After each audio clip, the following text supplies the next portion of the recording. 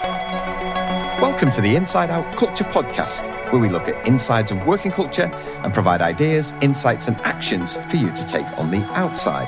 I'm Colin Ellis. And I'm Kath Bishop. And in each episode, we'll examine a different question or a different organisation. And we'll use case studies, research and our own insights and experiences to help you change the way things get done in your world. We hope you enjoyed today's episode. Please like, subscribe and of course, let us know what you think. Hello, everybody, and welcome to another episode of the Inside Out Culture Podcast. And Kath, I'm delighted to say we have our first guest. I know, it's exciting, isn't it? We wanted to bring some additional voices. We're always looking for other perspectives on the topic of culture. And we are delighted to be joined by Jamie MacPherson, who I have personally facilitated alongside and can attest to being a brilliant facilitator. It's also a sports psychologist, so brings lots of different perspectives. But Jamie, welcome and tell us a bit about, your background. Thank you. Thank you very much for inviting me along. Hello, everyone. So I'm Jamie, as Kath said, worked for about 7 or 8 years with Kath in terms of facilitating cultures, facilitating high performance. My background is 25 years working with people and performance in both organisations and in sport. 22 years in UK and Europe, 3 years in the US. Came into the world having done a master's in sports psychology, which in terms of culture can seem like a sort of a strange, circuitous route. But actually, I think sports psychology is looking at cultures of teams and organizations and what separates the highest performers from kind of medium or low performers, and taking that thinking and that expertise, hopefully both into business, but also in elite sport as well. So I've worked with companies like Microsoft and Coca-Cola, but also while I was in the US, alongside corporate clients, I provided sports psych support to the women's American rowing squad leading up to the 2008 Beijing Games. So I was a Brit helping the Americans. And what I'm really interested in is cultures, the interactions within cultures and how that facilitates high performance, and particularly something called flow, which is a kind of peak performing state of mind. So we're going to get to that. Absolutely. We're going to dive into all of that. And I love the sort of multiple perspectives, different size of companies, different countries that you bring to this, and breaking it down then, your definition of culture. So tell us a bit more. You started there saying it's the interactions. How else do you think about what culture is? Yeah, good question. I think culture is quite a big nebulous topic often. People talk about needing to change cultures. I think people implicitly recognize that culture is really important in terms of how it contributes to kind of output. But ultimately, I would say that culture is about the interactions. So what is the quality of an interaction between two people within a team, within a function, within an organization? Whatever the quality is of that interaction will affect essentially the output of that interaction. And I would say that what you're looking to do is try and enhance 3 things. Through an interaction, is somebody clearer about what we're trying to do, both at an individual level or as a collective kind of team level? To what extent through an interaction am I not just clearer, but also more interested? I think the sexy word is engagement. But ultimately, through an interaction, do I feel like I'm more interested in what I'm trying to do, what we're trying to do? And then thirdly, and I think it's more of a sexy kind of phrase nowadays, is that sense of, have I learned through the course of an interaction? So am I clearer? Am I more informed about actually what I need to do more of, which might be doing the same thing, but keep doing it? Or maybe things I might need to change because that will improve performance, that will improve output. If you get all of those 3 things right through interactions, then generally I think 2 things happen. One, I'll enjoy my experience of being in a team more, and secondarily performance improves. So for me, it's interaction. For me, it's the quality of the interaction, which could be leader to team, but it could be kind of teammate to teammate as well. And then the output of that is, am I clearer? Am I more interested or fascinated with what we're trying to do? And am I learning? And all of those things together can improve performance. And so, Jamie, 100% agree around the interactions. And I thought it was interesting you mentioned the link between sports psychology and culture, because I've had quite a few of those conversations with sports psychologists recently.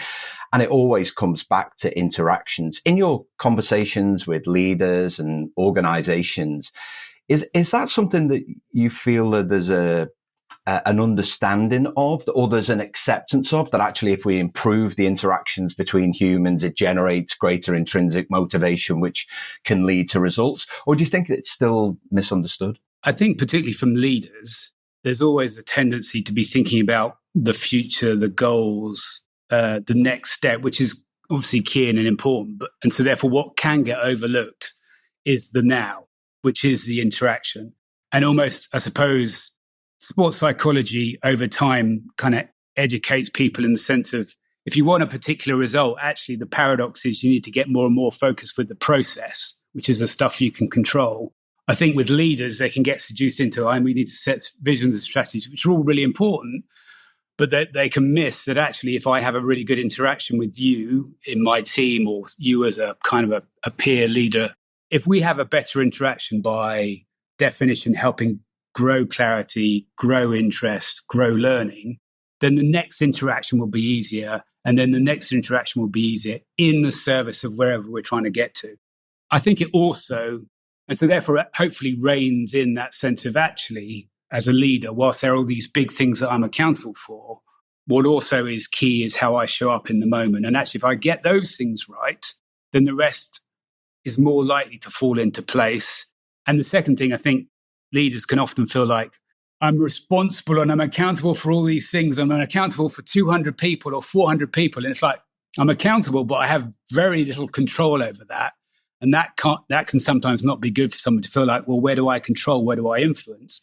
But thinking about the interactions as a way of kind of resting back a bit of, actually, day to day, I can control how I show up, what impact I have on the people and the teams I'm having conversations with.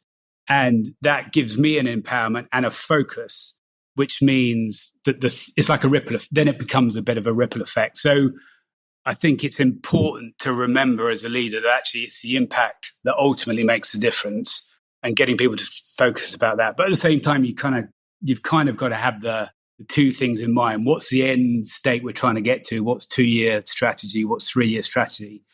But almost it's thinking about, well, what does that mean for how I show up as a leader in this moment, in this team meeting, in this conference where I am maybe sharing an update or sharing a story of a new direction change. Does that make sense? Yeah, no, totally. That's making me sort of think a lot about conversations I have and how I'm often trying to rebalancing almost the focus of tasks and people. But what actually you're saying that I think would be much better, and I'm going to steal, is to think about the balance of tasks and interactions. So planning, giving people a way, they want to plan their day. The electronic calendar pops up all the sort of the tasks and the meetings. But I think if we can start to see those as a series of interactions, and the to-do list is, how do I have better interactions in order to get the task done, then that maybe helps us to kind of, actually get the quality of those conversations to change. Often when there's a leadership or when there's a culture change program, you mentioned this sort of at the beginning, it's something that lots of organizations do. They want a shift. They want to go from here to there. And yet I don't always see it focused around interactions. How does that work? How can we help people to translate the culture change they want to see through this means of interactions? What is it that people often miss out, overlook, forget, overplan, underplan? What are those sorts of conversations that you have with organizations to help them get better at the culture change they want? Good question. I think culture change at its basis is around changing a destination point. So actually the first piece in a culture change is, what's the change in performance? What's the change in destination that a team or a function or maybe a big part of a business is trying to achieve, which could be increasing kind of market share or things like that. Getting that clear, I think, first of all. Secondarily, I think there's something around, to those three kind of steers that I suggested earlier, is being thoughtful around, if that's our new destination we're trying to get to, what does that mean in terms of how do we generate clarity for an individual, for a team, for a function within that large piece? So what does clarity look like? What's their role in? And this is in terms of what they do and what they need to achieve. So in terms of communicating that or thinking about that, there's something about how you show up as a leader to go, well, how do I help somebody build clarity? Which could be about visions and about how you storytell and how you provide goals, but it could also be about asking questions and creating a space for people to define that for themselves within the wider kind of parameter. Secondarily, I think there's something for me around giving space and time, particularly at the beginning of a culture change program, and we've obviously been part of them together, which is around leaders selling at one level, but at another level, giving people space to identify what's interesting, what's engaging, what's exciting, what's amazing about where we're trying to get to. And I think this is cliche yin and yang, but the yin and yang of, I'll give you some things, I'll give you some possibilities about why this might be interesting and fascinating, which hopefully role models a sense that this is an exciting future to go to as a leader for the team, but also that I give you space and almost participate in a conversation where I'm listening to you to go, what might be interesting or exciting about going on that journey for you. So therefore, you have space to go, actually, us breaking into America is exciting for me because I can see a possibility of career growth where I get to work in America or get to work in Europe or wherever that kind of vision might be sending us. And then thirdly, which may well be more on the journey rather than the outset, having space again to ask the question of people, what are we learning or what have we learned so far that gives us confidence that we can go on this new journey? So learning so far could be about what allows us to be successful in various contexts. And I think that the basis of those successes carry forward whatever the direction is. It's telling us if we do these things well, we'll be successful and we'll have momentum and progress, whichever direction we're going in. But having space on a regular basis to ask that question, to get people to self-identify, the progress or the reasons why we can be, and then to the kind of the learning and also to the clarity, what's allowing us to be successful and how do we bring that into a new direction? So I think, there's a destination point, but then the paradox bit and the cultural bit is leaders thinking and being thoughtful around, actually, how do I, in an interaction, which could be a conversation, it could be a team meeting, it could be a conference, how do I provide sufficient clarity or create space for people to create sufficient clarity on what that means for them, for their team? What are the goals? What are the metrics we might need to hit? Secondarily, to identify and share and actually sell what's exciting about that for the business, for you as a leader, but to give then space for people to identify, well, that would be exciting for me or otherwise. And then thirdly, to spend time getting people to reflect on what are the reasons why we can, what's been, for example, successes or things that we've overcome and what's allowed us to do that. Because all of that knowledge can be carried into whichever direction you're going. There's quite a lot of stuff there. I think one of the challenges, though, to lasting culture change, if you want to call it, or cultural evolution, and you touched on it there. You talked about leaders being thoughtful, about creating space, and yet many people listening to the podcast, will suffer from time poverty. They literally have no idea, no time, and maybe this is a good segue into flow. To what extent then is having the time to do this critically important? And then how do you believe, and this would be a good conversation for us all to have, is how do we believe that organizations need to change, or what do they need to change in order to kind of give priority to building relationships, being thoughtful about communication, actually creating time to do the things that provide the foundation for change, rather than them just saying, we're implementing a new system and with that will come the change, which we all know that it's not the case. So time poverty, is that part of the root cause of why we don't get the change that we're looking for, you think? I think, time poverty is a massive thing. I think in our work we've done together, I think the key thing is getting organizations and getting cultures to stop in a really effective way. So when I say stop, it's to create space to reflect in such a way that it becomes weirdly valuable time, which allows us to go faster. Because the doing time poverty thing is that we're repeating the same behaviors and hoping that we'll get the same result.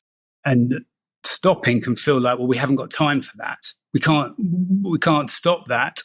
But actually, if you review well enough, and if you have those spaces that you use productively enough to go, what's working, what do we need to change, then you can accelerate faster as a result and almost gain back the time that's lost. But I think that ultimately high-performing cultures are much better at doing the and, which is being very focused and doing the do and reflecting in such a way that they can then, which is stopping, to such a way that they can do their do better and more effectively and with more elan, so that they get into that kind of process of actually we're not doing all the time.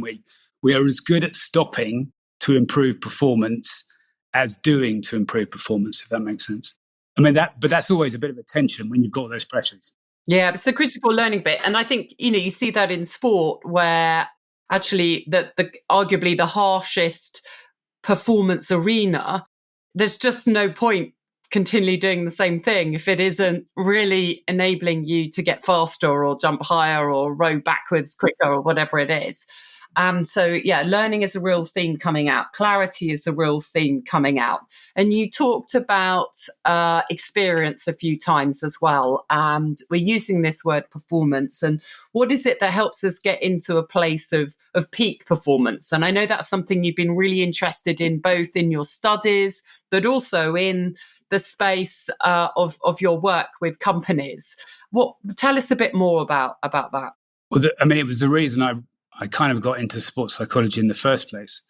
Is I used to play sport at school, and I got to a reasonably high level as a cyclist back in the day. But I was always curious about how well I performed or not. And I basically had an experience when I was playing cricket, believe it or not, at school. I was in the school team, and we had a particular game which was called off because for some reason the school that we were going to be playing weren't able to show up. So we had a practice match, which meant that you were playing against your own team. And there was a fast bowler in our team, a guy called Steve Caruana, who fast bowler, I batted at number 4. So I was reasonably okay, good, competent.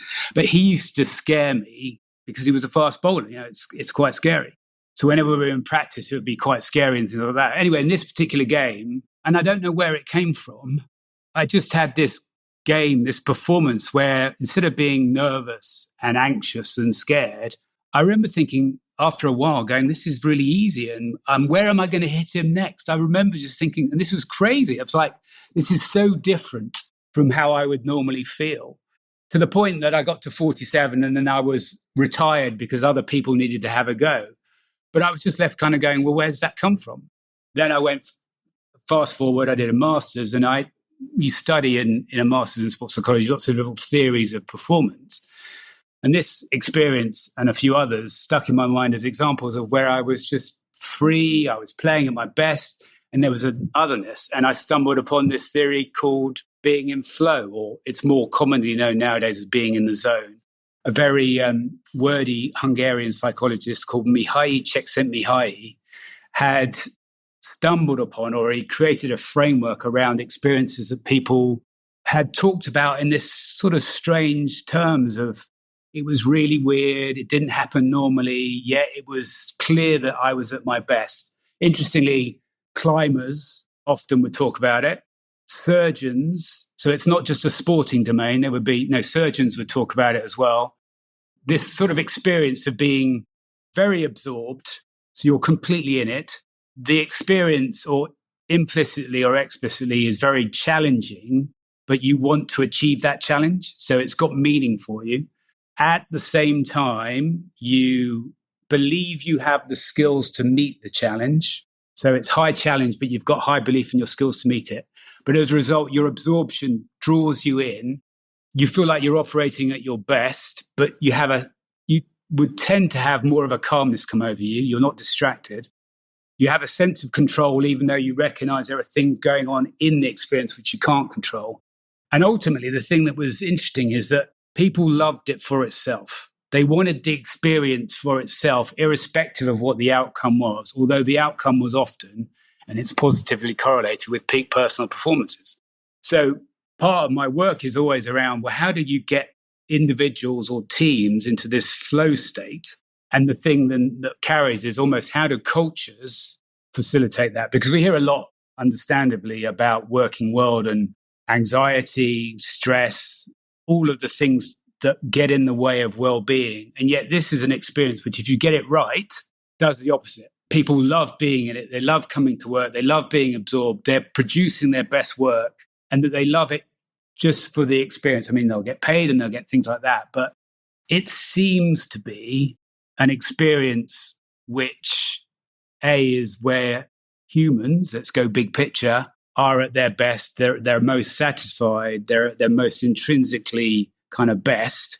And surely organizations, that's like the keys to the vault. It's like if you can create a cultural environment which facilitates flow and being in the zone, then, so much is possible. And so a lot of my work is almost around back to the beginning piece. How does an interaction help somebody get closer to being in flow? And boiling down those kind of characteristics, that's where if you have greater clarity, generally flow is more likely. If you're more interested, then meaning has gone up. You're more likely to have the energy to put in the effort towards clearer goals.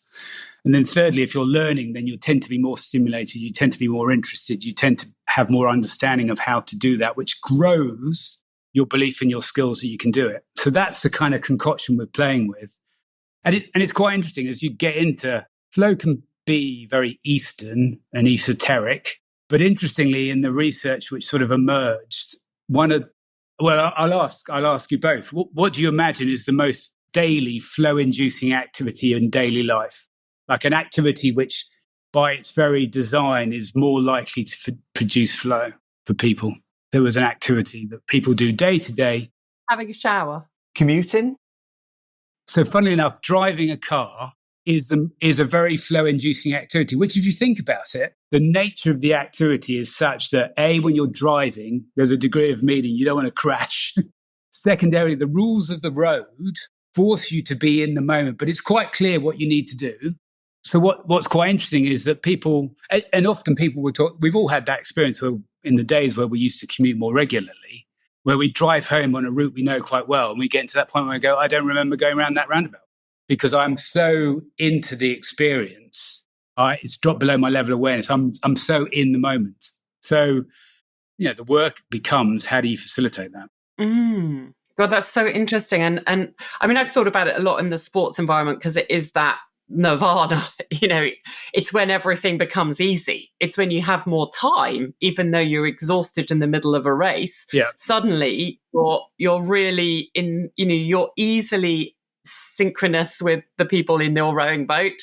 And it's beautiful. And you sense the boat lift up. You get that sort of X factor that isn't just about effort. It's about sort of coming together. So I recognize that sort of sense. You use the word absorption. I think about you're very in the moment. You're very present. And you're absolutely not thinking about the result. You are thinking about the stroke. And you're also not sort of thinking about it in an ABC, I must put my oar in. Yeah. You're sort of letting your body, the blueprint that you have, you're trusting it and you're kind of letting it happen, but also being alert to the environment, the roughness of the water and perhaps what else is going on in the race. So, it's just things that are kind of in that balance. And it's the other thing though, that's a world where we were sort of spending all our time trying to get into these peak performance states. It's really, really hard to get there.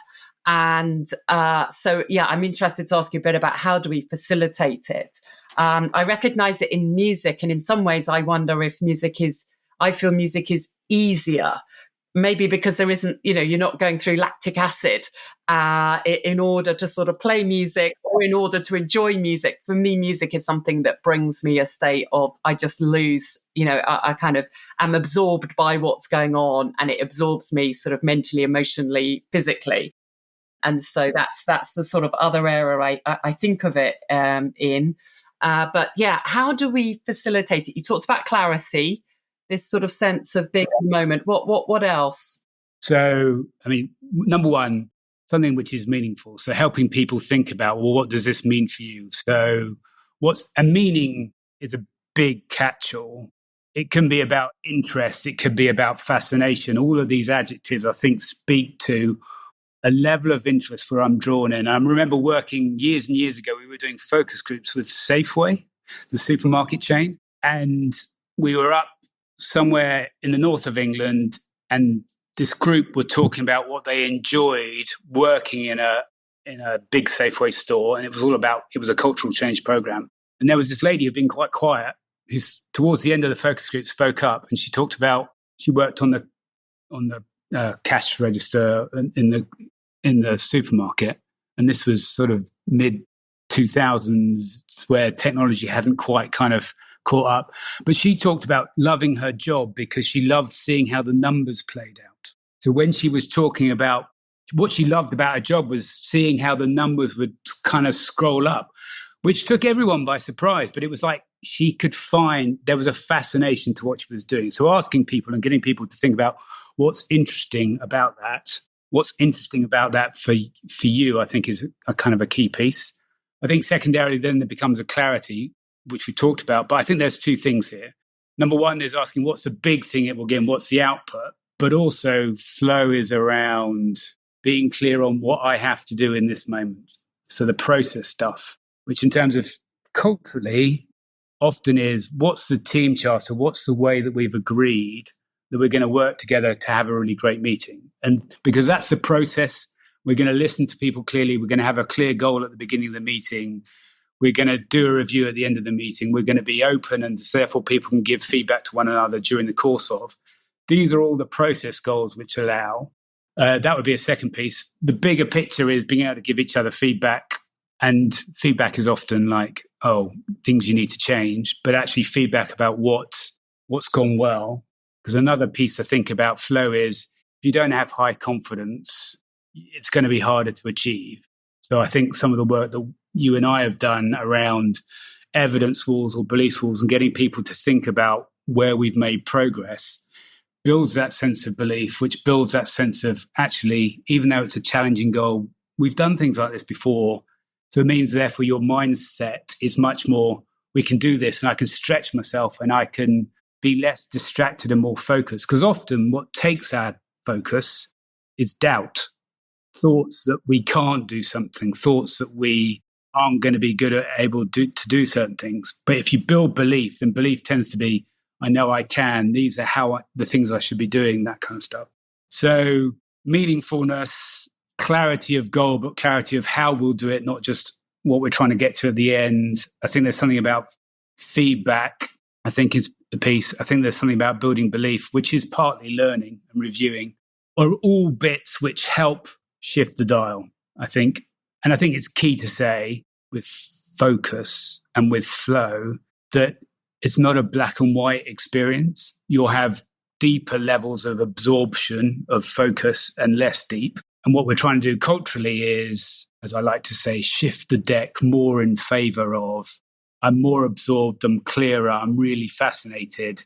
I've got the belief and the learning to know what to do if various things come up, and therefore better performances come out. And I enjoy and I'm stimulated and I love the experience for itself.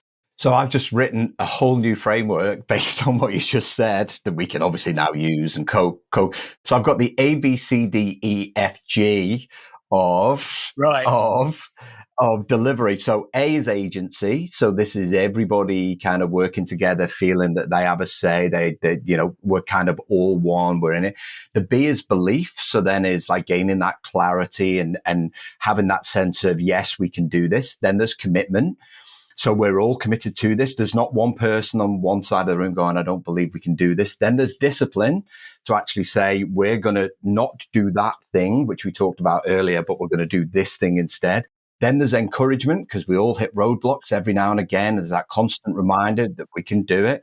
Then there's feedback to sort of say, I like this, but here's one thing to think about, or this was really good, keep going. And that leads to goal achievement. So there we go. A, B, C, D, E. Wow. Beautiful. If we had more time, I could have done the whole alphabet, but let's just leave it there. The A to G of flow in the workplace. There it is. Yeah. And I think, I would say this because I'm biased, but A, culture change can be quite nebulous. B, often people come to culture because of the dysfunction of their current culture. Be it because it's toxic, be it because they can't sustain high performance, whatever the reasons might be. And the thing I love about this is it flips it on its head, because if you get it righter rather than wronger, people are more engaged, people are more effective, goals will come to you that you've set to achieve rather than chasing after them. And so therefore, in theory, it should become wholly more enriching for individuals, for teams, for organizations. I mean, I said it earlier, but I like to say, it becomes the keys to the vault in terms of what could be possible, particularly around paying attention to our A, B, C, D, E, F, G. Yeah, there we go. Beautiful. That's our takeaway, I think, isn't it? A to G. Jamie, Colin, Cass, A to G of reaching flow in the workplace. So, Jamie, you're specialising even more in this space now. Tell us, how can listeners find out more about your thinking and what you do? I think the best place is LinkedIn. So we have a Culture EQ as a LinkedIn page. Direct message me. Really interested to kind of help in terms of how do you further facilitate it. I think one of the pieces too is that often with organisations that I work with, there often are pockets where things are working better and they're more flow inducing. And the question then becomes, rather than it being a hook, line, sinker, angling manual, complete change, it's how do we spread some of the thinking, particularly in terms of how leaders pay attention to these things, which can facilitate it across organizations and therefore, have rather than chase results, let results come to you and at the same time, increase enjoyment and satisfaction and engagement for people within their organizations. Yeah, it's a fascinating kind of concept. Great. Well, we'll provide links to Jamie, to his LinkedIn profile, and also to Culture EQ as well. And Jamie, it's been so great having you on the show. And I think this has been a perfect example of flow, because when I first looked down to see how long we'd spent talking, it was 26 minutes. I'm like, what? So yes. So thank you so much for being on the show. Thank you so much for sharing your wisdom, your insights, your experience. And I don't know about you, Kath, but there's so much that I've taken from this, never mind other people listening to it. Yeah, I've made a lot of notes. I really enjoyed the conversation. I always find it mind-stretching, thought-provoking, and there'll be lots of thoughts going around my head the rest of the day. Good stuff. Thank you very much, both of you. Thanks, Jamie, for joining us. Cheers. Bye. Thanks for listening to today's Inside Out Culture podcast. Please remember to like, subscribe, and of course, share with others who you think may be interested.